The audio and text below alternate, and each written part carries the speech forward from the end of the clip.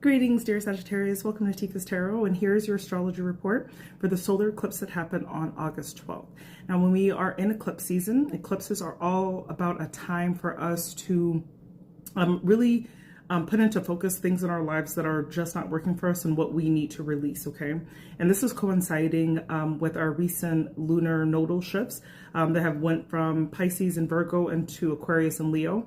And so this particular solar eclipse, meaning to cut things out, is going to be in Leo, which is in your 9th house of higher education, travel, philosophy, travel. I think I said that already. But so what this looks like, you might be letting go of like old belief systems, especially if you are super religious, like, and you like this religious dogma, like, or a really rigid dogma, you're starting to let some of those things go.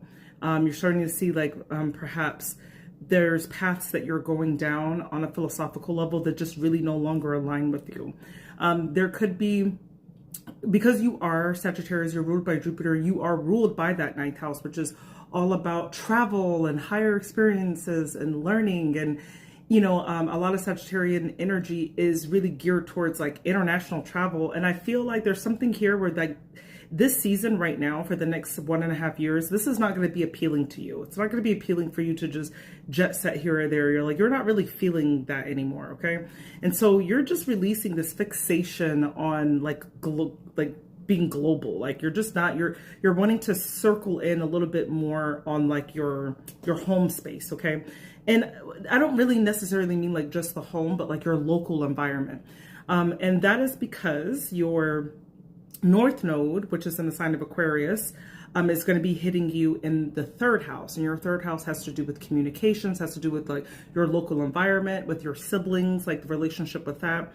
And so this could look like you really learning new objectives and having like a really fresh perspective on what's happening locally around you, okay? It's almost as if like, if it's not 6 feet in front of you, like you don't really need to worry about it, or you're just not naturally worried about it. You're starting to focus a lot on problems that you can really like retain and put your hands on. And so there could be a lot of like innovative thinking because it is in the sign of Aquarius.